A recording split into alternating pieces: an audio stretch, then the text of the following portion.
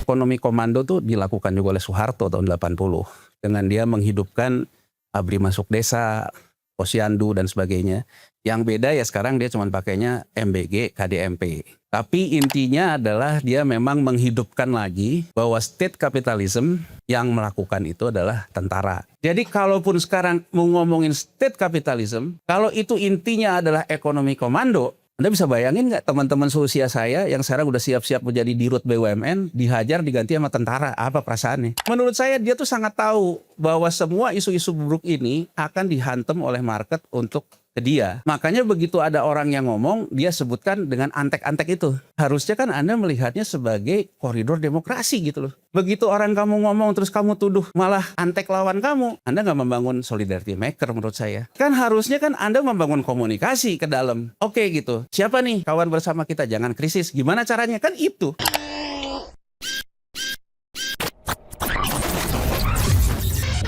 Pertama, sebenarnya saya juga tadi lagi jawabin beberapa WA karena kan katanya ada isu besok presiden akan mengumumkan badan ekspor. Jadi artinya batu bara, kemudian sawit, kemudian mineral itu semua dijualnya ke badan ekspor.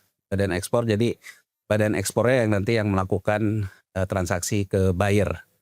Jadi kurang lebih kan ya kita menuju state capitalism lah, kurang lebih kan seperti itu. Jadi artinya kapitalisme negara.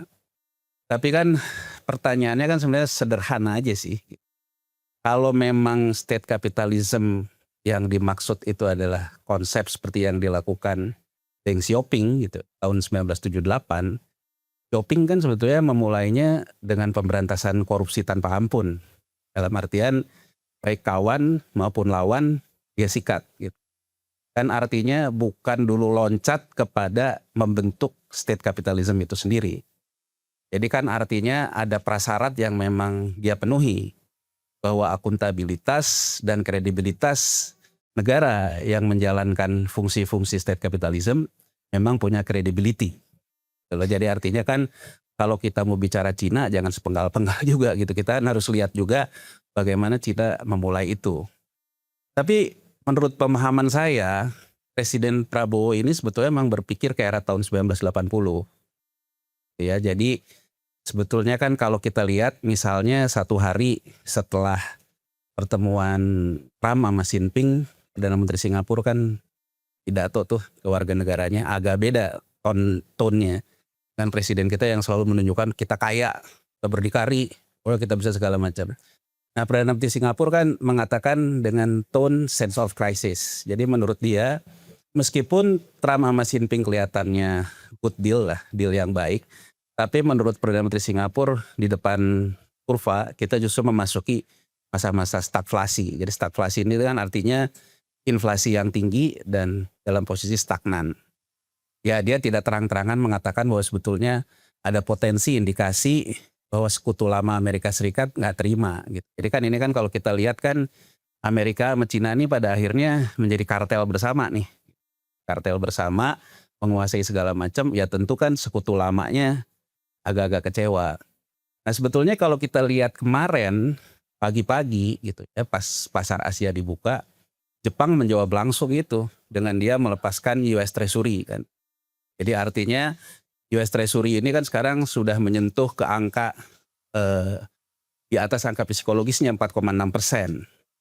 Jepang sendiri mendorong agar kebijakan dia yang dia ambil setelah mereka masuk ke dalam sekutu Amerika Serikat, dia menerapkan negatif interest rate. Itu yang mengakibatkan sebetulnya Asia juga bisa punya likuiditas. Jadi Jepang pada kemarin bank sentralnya, institusi keuangannya ya menjual US Treasury, menjual juga obligasi pemerintah Jepang dengan tujuan untuk naikin yieldnya. Nah, sorenya ketika sore waktu Indonesia bagian barat, ketika bursa Eropa buka, Jerman melakukan hal yang sama. Jadi kan sebetulnya kan kalau kita baca yang dikatakan oleh Perdana Menteri Singapura, dia bilang this is the worst. Jadi dia bilang lebih buruk dari keadaan tahun 70. Gitu ya. Jadi kan sebetulnya menurut saya Presiden Prabowo ini juga memang bacaannya ke situ. Jadi geopolitik memang kelihatannya ke arah 70 80. Nah, sekarang dari sudut pandang itu gitu ya. Pertama tadi dari yang diutarakan oleh Mbak Bibip, Prof. Sulis dan juga Mas Alaraf. Sebenarnya kan ekonomi komando tuh dilakukan juga oleh Soeharto tahun 80 dengan dia menghidupkan ABRI masuk desa, posyandu dan sebagainya. Yang beda ya sekarang dia cuma pakainya MBG, KDMP. Tapi intinya adalah dia memang menghidupkan lagi bahwa state capitalism yang melakukan itu adalah tentara. Kan kurang lebih begitu. Makanya kan sebetulnya kalau kita mengatakan dwifungsi ABRI kembali lagi, memang tidak dinyatakan seperti dulu Soeharto mengatakan dwifungsi. Tapi kan kalau kita lihat, kemarin saja dia bilang harus memberikan bintang kepada Kapolri, itu kan menunjukkan bahwa sebetulnya yang menjalankan ini semua pada akhirnya ya kembali ke tahun 80 itu. Tapi satu hal menurut saya, Presiden Prabowo tidak menyadari bahwa Presiden Soeharto memulai era tahun 80 itu dengan surplus APBN yang besar akibat bonanza minyak. Jadi kan sebetulnya tahun 71 itu Presiden Nixon itu kan menarik undang-undang emas yang dikeluarkan oleh Presiden Roosevelt tahun 34. Jadi kan kalau 34 Roosevelt itu kan mencegah gagal bayar surat utang pemerintah Amerika Serikat dengan dia merevaluasi harga emas pakai undang-undang sehingga Amerika nggak gagal bayar. Nah setelah perang itu Amerika itu kan terikat dengan perjanjian harus membiayai negara-negara yang hancur karena perang. Nah sehingga pada waktu itu kan sebetulnya Amerika Serikat posisinya surat utangnya meledak lagi. Itu kemudian kan yang jadi gugatan di tahun 60 sampai 70.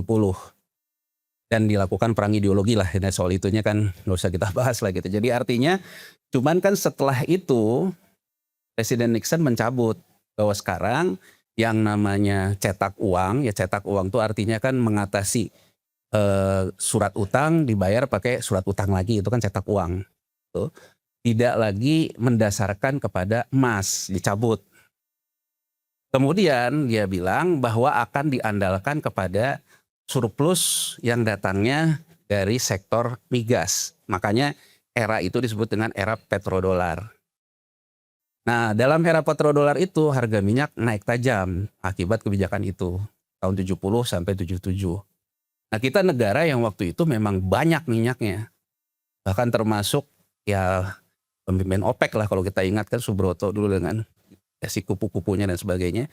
Jadi sebetulnya di era itu kita memang banyak mendapatkan surplus minyak. Nah, Soeharto itu membiayai program-program populisnya dengan itu. Nah, karena APBN-nya baru merasakan bonanza minyak gitu. Nah, kritik saya terhadap pemerintahan ini di luar isu kita tentang militerisme ketika awal dia ngomong MBG, dia ngomong KDMP, dia ngomong state capitalism. Saya bilang kita tidak punya fondasi state capitalism. Karena persoalannya sekarang APBN kita yang ada defisit. Nah, ya mungkin ini di mana sebetulnya bahwa krisis ini bisa terjadi gitu. Selalu dikatakan bahwa rasio hutang kita misalnya Purbaya kemarin ngomong ekonomis itu harusnya muji saya karena dia bilang standar Eropa rasio hutang terhadap GDP itu 60%, kita tuh 40%, harusnya kita dipuji. Saya juga berkali-kali mengatakan harus ingat di tahun 78 Meksiko rasio hutang terhadap GDP-nya 33%, kita 44, lebih baik dari kita. Tapi apa yang terjadi? Begitu tahun 77 Amerika Serikat menurunkan harga minyak tajam lagi ke bawah, Meksiko gagal bayar bunga tahun 78. Ada masalah dengan rasio hutang terhadap GDP-nya? Enggak, dia terbaik juga sama kayak kita. Tapi dia gagal bayar bunga gitu. Nah, tahun 80 dia gagal bayar pokok. Itulah menyulut krisis Amerika Latin yang sampai sekarang Amerika Latin menjadi negara yang tidak berdaya lah di hadapan Amerika Serikat gitu loh.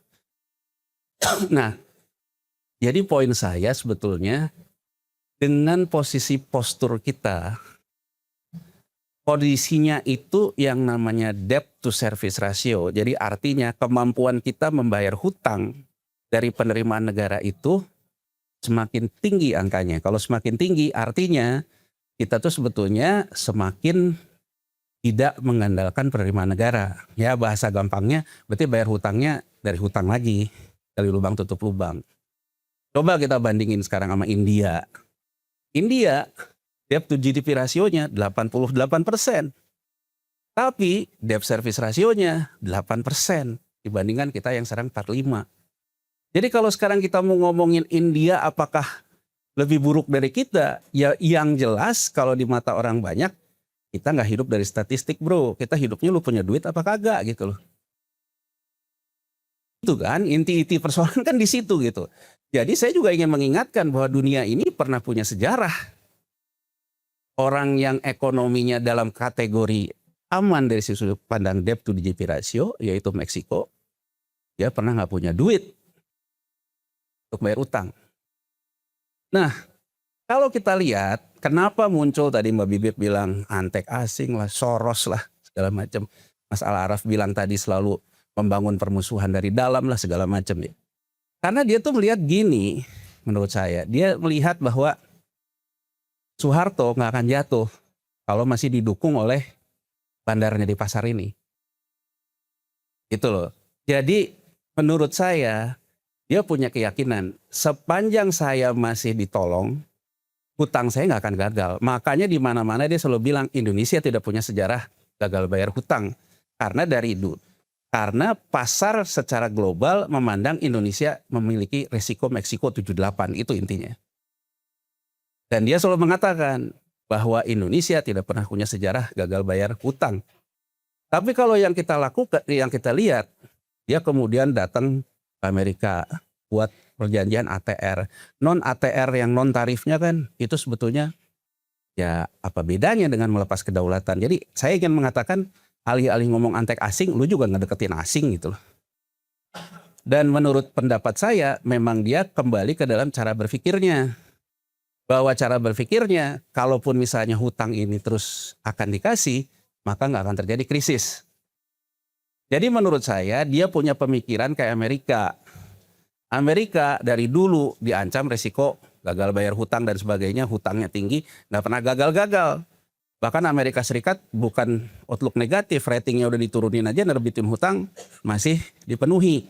Nah dia ketemulah satu benang merah, artinya kalau yang di belakang yang selalu beli surat utang pemerintah Amerika Serikat itu tetap beli surat utang saya nggak akan ada apa-apa. Ya kan? Nah itu kepercayaannya. Begitu dia pulang ternyata dibayar kontan, pasar memberikan isu negatif terhadap dia. Termasuk lembaga rating. Mulai bingung lagi kan? Bingung lagi pergi ke Jepang kan gitu. Karena Jepang juga waktu 2014 waktu kita mengalami masalah, Jepang yang menangani hutang kita.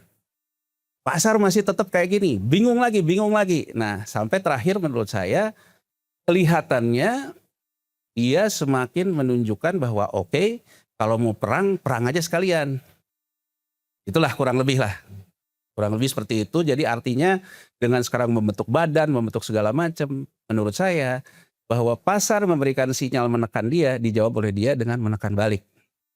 Saya ingin dari titik ini sebetulnya kekhawatiran terhadap refleksi yang disampaikan oleh Prof.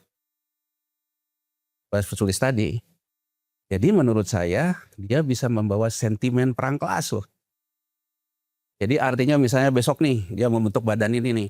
Dia malah bisa memainkan, oh ini kan orang-orang kaya yang makan ini segala macam ini gitu.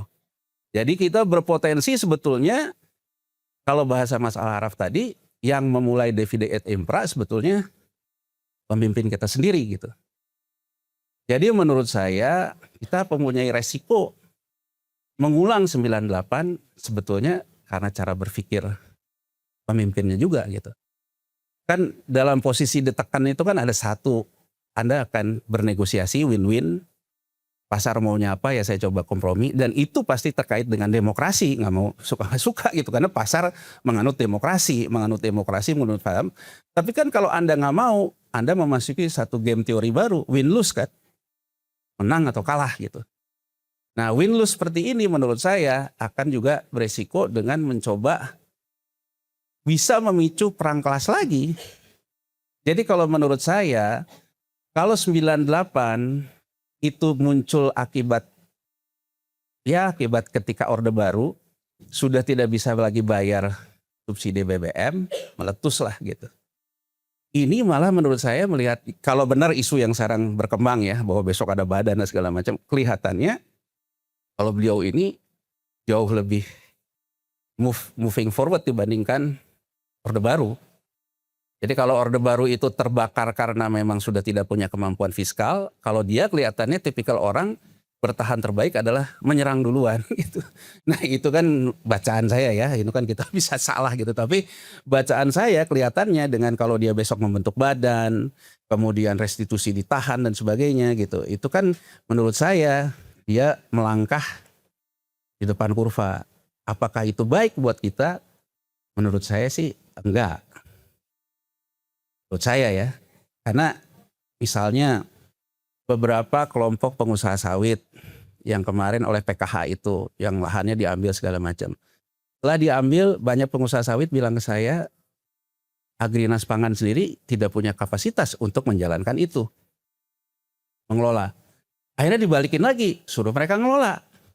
Tapi dia bilang, gimana kita mengelola? Orang kita kayak disuruh kerja bakti, 60%-nya buat sana, nggak ngerjain apa-apa, 40 yang kita kerja 40%. Tapi kan mereka ini nggak berani karena ditekan kan, yang tadi dikatakan tentang apa, ditekan oleh hukum, ditekan oleh segala macam. Tapi menurut pendapat saya gitu, menurut saya mungkin mereka juga akan melawan dengan caranya. Caranya apa? Ya capital outflow. Makanya sebetulnya rupiah kita makin berat sekarang. Karena menurut saya kalau kita bicara geopolitik faktor, sebetulnya rupiah itu tidak akan ada kebijakan yang keluar dari BI yang membatasi transaksi di dalam negeri pengalihan underlying. Jadi itu sebenarnya sudah indikator bahwa di dalam negerinya sendiri orang udah nggak percaya sama rupiah. Nah, cara membaca kayak gini itu kan kalau orang, mohon maaf ya, kalau orang yang masih waras, yang masih demokrasi, ya tentu dia akan mencoba cari win-win sama pasar. Tapi kalau enggak, wah ini kan repot juga. Semakin otoriter, semakin menekan. Kalau ada orang yang mengatakan bahwa pasar ngebacanya gini, kita diomong antek Soros gitu kan. Gitu. Ya kan dia diomongin segala macam, ya kan dan sebagainya. Tapi sebelum itu ya, saya tuh bingung sebenarnya. Orang tuh selalu ngomong sekarang Soros. Soros tuh udah tua. Ya, saya tahu Soros karena saya tahun 97 di bursa dan kerjaan saya adalah pengawasan transaksi bursa. Jadi saya di kejatuhan 97-98 ya saya di dalam melihat layar merah, langsung merah dan kemudian jadi menangani kasus-kasus itu ya saya tahu. Saya tahu juga pernah memanggil beberapa lembaga rating ya yang orang sekarang sebutin dan segala macam. Tapi berdasarkan pemahaman saya, menurut saya yang salah kita kok. Memang kita tidak disiplin terhadap diri kita. Ya namanya spekulan, dia melihat peluang satu tidak disiplin, ya dia gas gitu. Jadi kalau menurut saya, ya jangan terlalu menyalahkan orang lain gitu. Kan dia tidak akan mungkin bermain isu kalau isu kita tidak buruk gitu loh. Nah kemudian sekarang orang selalu mengkaitkan sama Soros, saya juga nggak ngerti kenapa. Tapi sebetulnya kalau kita lihat dalam era sekarang, sebetulnya yang jauh lebih dikenal itu namanya bukan Soros, tapi Paul Singer. Paul Singer itu di tahun 2012 dia mengatakan sekarang era shorting bond. Jadi artinya apa? Spekulasinya di surat utang pemerintah. Dan ini fakta, udah bukan rumors lagi.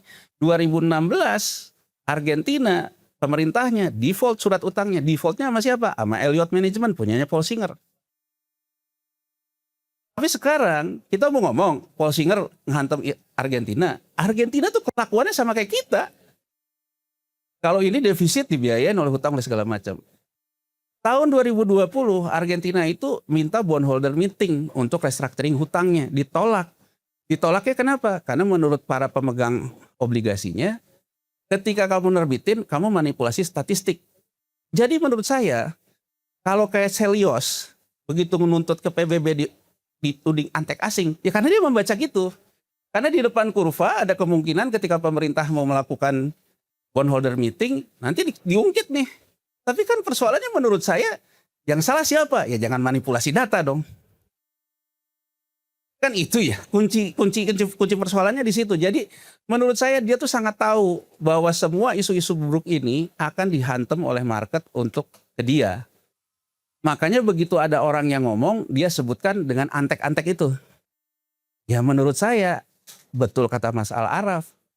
Harusnya kan Anda melihatnya sebagai koridor demokrasi gitu loh. Begitu orang kamu ngomong terus kamu tuduh malah antek lawan kamu, Anda nggak membangun solidarity maker menurut saya. Kan harusnya kan Anda membangun komunikasi ke dalam. Oke gitu. Siapa nih kawan bersama kita? Jangan krisis. Gimana caranya? Kan itu. Kalau ini kan enggak gitu. Malah yang ini pun dimusuhin gitu. Kalau perlu ditertibkan tadi kata Mas Al-Araf kan ditangkepin segala macam. Menurut saya ya ujung-ujungnya dia akan gimana ya? Saya nganggap tuh dia overconfidence sih. Overconfidence dan kemudian dia menganggap mungkin dalam pikiran dia memang kita sekaya itu gitu. Jadi saya mungkin singkat akan bicara di depan kurva kemungkinan kita itu mengalami krisis menurut saya besar. Cuman persoalannya kalau di depan kurva itu kita menjadikan ada krisis dan kemudian chaos. Belajar dari tahun 1998 sebetulnya kembali lagi. Sebetulnya kita sendiri di masyarakat sipil itu menerima durian jatuh atau memang mempersiapkan agenda penguatan masyarakat sipil. Menurut pendapat saya sebetulnya kegagalan kita di 1998 lebih banyak durian jatuh. Lebih banyak karena romantisme kita udah bosan sama Soeharto. Tapi agenda-agenda penguatannya itu sendiri sebetulnya menurut saya tidak berjalan. Jadi sebetulnya menurut saya sih kalau sekarang kita mau menganggap bahwa di depan kurva akan krisis, ya harusnya sebenarnya menurut saya masyarakat sipil mulai bersiap. Dan terutama menurut saya kegagalan kita kenapa kembali lagi ke peristiwa kayak hari ini, pasar bisa mainin isu kita. Menurut saya 98 itu kita yang baik dari IMF itu apa? IMF melarang transaksi benturan konflik kepentingan. Yang buruk dari IMF apa? Terlalu banyak ikut campur dalam kebijakan perekonomian. Sekarang yang persoalannya, yang baiknya semakin kita hianati. Bahkan kalau nggak boleh mencalonkan wapres, undang-undangnya dirubah. Itu kan nasihat baik yang sebetulnya tidak kita taati. Nasihat buruknya malah kita jadikan sebagai peluang untuk ngawur kan kita. Jadi kalau menurut saya hari ini itu sebetulnya potret yang sangat jelas bahwa konflik kepentingan itu biasa. Benturan konflik kepentingan itu biasa. Itulah akar ketimpangan. Jadi kalaupun sekarang mau ngomongin state capitalism, kalau itu intinya adalah ekonomi komando, kita bisa bayangin anak-anak yang sekarang muncul, bahkan saya gitu, saya sendiri kan di 97 orang yang baru masuk ke dunia kerja. Saya mengalami romantika bahwa dalam bekerja itu penguatan orang-orang sipil. Anda bisa bayangin nggak teman-teman seusia saya yang sekarang udah siap-siap menjadi dirut BUMN, dihajar diganti sama tentara, apa perasaannya? Jadi menurut saya jangan underestimate. Karena menurut saya juga dalam 28 tahun terakhir banyak yang sudah berubah juga dalam struktur masyarakat kita. Jadi menurut saya tinggal sekarang siapa yang memimpin kelompok masyarakat sipil ini. Ya itu saya sampai di situ, saya nggak tahu kan lebih di sini kan koalisi ini yang mungkin harus merumuskan. Dan menurut saya hukum ciri negara demokrasi. Hukum bukan produksi undang-undang saja. Hukum yang paling penting sebetulnya menurut saya kalau kita lihat Hong Kong, lihat Cina, sebetulnya bersihkan dulu aparatur penegak hukum agar hukum bisa ditegakkan. Itu kesalahan kita di 9.